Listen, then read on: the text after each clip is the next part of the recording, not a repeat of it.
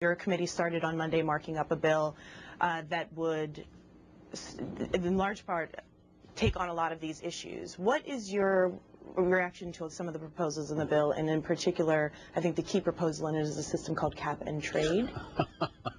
Well, we could spend all day talking. In fact, we're going to spend the next 3 or 4 days in committee debating that very question that you just asked. I guess the basic way to say this is the United States has the world's largest economy, about $14 trillion every year in goods and services.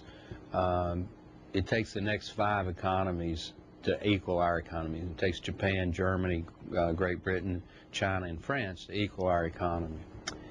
And the reason we're the world's largest economy is we have the most personal freedom, we have the most free market economic system. If we do this cap and trade, it's going to put a straitjacket on our transportation capability, our manufacturing capability, our power generation capability.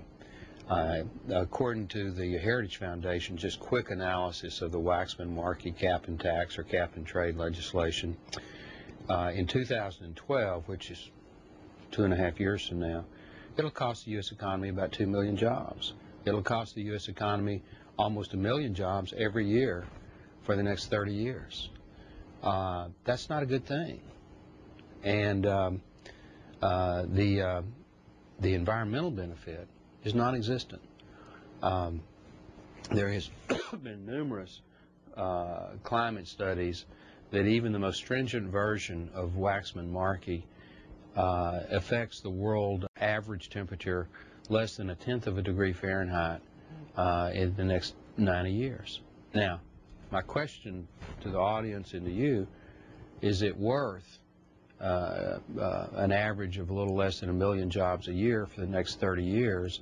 Is it worth an average cost to the economy every year in the hundreds of billions of dollars for less than 1/10 of a degree in Fahrenheit temperature change by doing all that? And my answer is no. I would also point out that CO2, carbon dioxide, is not a pollutant in any normal definition of the term. It's not hazardous to health. It's naturally occurring. I'm creating it as I talk to you. It's in your Coca-Cola, your Dr. Pepper, your Perrier water. It's necessary for human life. It's odorless, colorless, tasteless, doesn't cause cancer, doesn't cause asthma.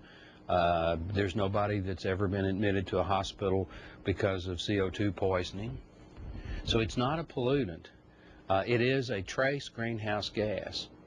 But if you think greenhouse gases are bad, life couldn't exist without greenhouse gases. And the most prevalent greenhouse gas is something called H2O, water vapor.